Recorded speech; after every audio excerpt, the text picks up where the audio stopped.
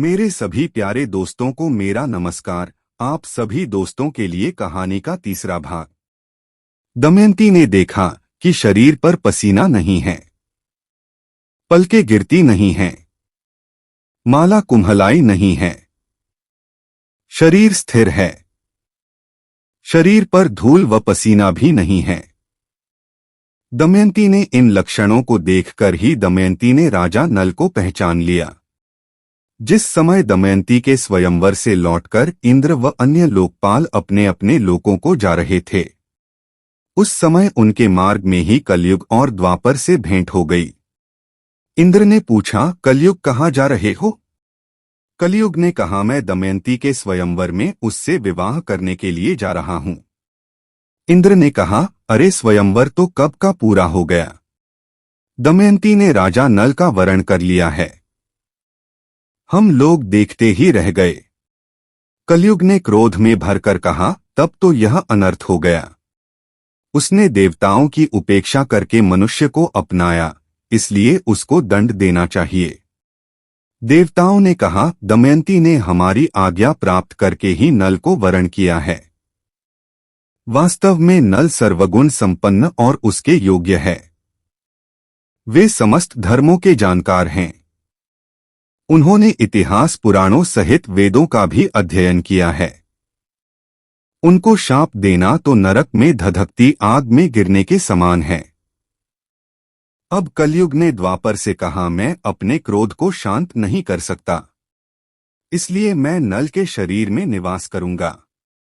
मैं उसे राज्यच्युत कर दूंगा, तब वह दमयंती के साथ नहीं रह सकेगा। इसलिए तुम भी जुए के पासों में प्रवेश करके मेरी सहायता करना।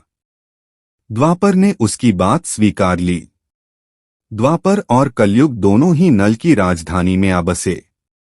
12 वर्ष तक वे इस बात की प्रतीक्षा में रहे कि नल में कोई दोष दिख जाए। एक दिन राजा नल संध्या के समय लघुशंका से निवृत्त होकर पैर धोए बिना ही आचमन करके संध्या वंदन करने बैठ गए। यह अपवित्र अवस्था देखकर कलयुग उनके शरीर में प्रवेश कर गया। कलयुग दूसरा रूप धारण करके वह पुष्कर बनकर उसकी बात स्वीकार करके वह पुष्कर के पास गया और बोला, तुम नल के साथ जुआ खेलो, मेरी सहायता करो। जुए में जीतकर निषद राज का राज्य प्राप्त कर लो। पुष्कर उसकी बात स्वीकार करके नल के पास गया। द्वापर भी पासे का रूप धारण करके उसके साथ चला। जब पुष्कर ने राजा नल को जुआ खेलने का आग्रह किया, तब राजा नल दमयंती के सामने अपने भाई की बार बार की ललकार सह न सके। उन्होंने पासे खेलने का निश्चय किया। उस समय नल के शरीर में कलयुग घुसा हुआ था, इसीलिए नल जो कुछ भी जुए में लगाते हार जाते। प्रजा और मंत्रियों ने राजा को रोकना चाहा, लेकिन जब वे नहीं माने तो मंत्रियों ने द्वारपाल को रानी दमयंती तक राजा को रोकने का संदेश पहुंचवाया। तब रानी दमयंती नल को बोली, आपकी पूरी प्रजा आपके दुख के कारण अचेत हुई जा रही है। इतना कहकर दमयंती भी रोने लगी। लेकिन राजा नल कलयुग के प्रभाव में थे, इसीलिए जो पासे फेंकते वही उनके प्रतिकूल पड़ते। जब दमयंती ने यह सब देखा तो उसने धाय को बुलवाया और उसके द्वारा राजा नल के सारथी वार्ष्णेय को बुलवाया। उन्होंने उससे कहा, सारथी, तुम जानते हो कि महाराज बहुत संकट में है। अब यह बात तुमसे छिपी नहीं है। तुम रथ जोड़ लो और मेरे बच्चों को रथ में बैठाकर कुंडिनगर ले जाओ। उसके बाद पुष्कर ने राजा नल का सारा धन ले लिया और बोला, तुम्हारे पास दावम पर लगाने के लिए और कुछ है या नहीं? यदि तुम दमयंती को दावम पर लगाने के लायक समझो तो उसे लगा दो। एक दिन राजा नल ने देखा कि बहुत से पक्षी उनके पास ही बैठे हैं। उनके पंख सोने के समान दमक रहे हैं। नल ने सोचा कि इनकी पांख से कुछ धन मिलेगा। ऐसा सोचकर उन्हें पकड़े के लिए नल ने उन पर अपना पहनने का वस्त्र डाल दिया। पक्षी उनका वस्त्र लेकर उड़ गए। अब नल नंगे होकर बड़ी दीनता के साथ मुंह नीचे करके खड़े गए। पक्षियों ने कहा, तू नगर से एक वस्त्र पहनकर निकला था, उसे देखकर हमें बड़ा दुख हुआ था, ले अब हम तेरे शरीर का वस्त्र लिए जा रहे हैं। हम पक्षी नहीं जुए के पासे हैं।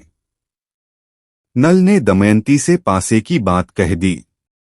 तुम देख रही हो, यहाँ बहुत से रास्ते हैं। एक अवंती की ओर जाता है, दूसरा पर्वत होकर दक्षिण देश को। सामने विंध्याचल पर्वत है। यह पयोष्णी नदी समुद्र में मिलती है। सामने का रास्ता विदर्भ देश को जाता है। यह कौशल देश का मार्ग है। इस प्रकार राजा नल दुख और शोक से भरकर बड़ी ही सावधानी के साथ दमयंती को भिन्न भिन्न आश्रम मार्ग बताने लगे। दमयंती की आंखें आंसू से भर गई। दमयंती ने राजा नल से कहा, क्या आपको लगता है कि मैं आपको छोड़कर अकेली कहीं जा सकती हूँ? मैं आपके साथ रहकर आपके दुख को दूर करूंगी। दुख के अवसरों पर पत्नी पुरुष के लिए औषधि के समान है।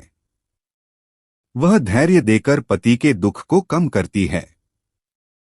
उस समय नल के शरीर पर वस्त्र नहीं था। धरती पर बिछाने के लिए एक चटाई भी नहीं थी। शरीर पर धूल से लथपथ हो रहा था। भूख प्यास से परेशान राजा नल जमीन पर ही सो गए। दमयंती भी उनके साथ ये सारे दुख झेल रही थी। राजा नल भी जमीन पर ही सो गए। दमयंती के सो जाने पर राजा नल की नींद टूटी। सच्ची बात तो यह थी कि वे दुख और शोक के कारण सुख की नींद सो भी नहीं सकते थे। वे सोचने लगे कि दमयंती मुझसे बड़ा प्रेम करती है। प्रेम के कारण ही उसे इतना दुख झेलना पड़ेगा। यदि मैं इसे छोड़कर चला जाऊं तो संभव है कि इसे सुख भी मिल जाए। अंत में राजा नल ने यही निश्चय किया कि इसे सुख भी मिल जाए। दमयंती सच्ची पतिव्रता है। इसके सतीत्व को कोई भंग नहीं कर सकता। इस प्रकार त्यागने का निश्चय करके और सतीत्व की ओर से निश्चिंत होकर राजा नल ने यह विचार किया कि मैं नंगा हूं और दमयंती के शरीर पर भी केवल एक वस्त्र है। फिर भी इसके वस्त्रों में से आधा फाड़ लेना ही श्रेयस्कर है, लेकिन फांडू कैसे? शायद यह जाग जाए। राजा नल ने यह सोचकर दमयंती को धीरे से उठाकर उसके शरीर का आधा वस्त्र फाड़कर शरीर ढक लिया। दमयंती नींद में थी। राजा नल उसे छोड़कर निकल पड़े। थोड़ी देर बाद वे शांत हुआ और वे फिर धर्मशाला लौट आए। थोड़ी देर बाद जब राजा नल का हृदय शांत हुआ, तब वे फिर धर्मशाला में इधर उधर घूमने लगे और सोचने लगे कि अब तक दमयंती पर्दे में रहती थी, इसे कोई छू भी नहीं सकता था।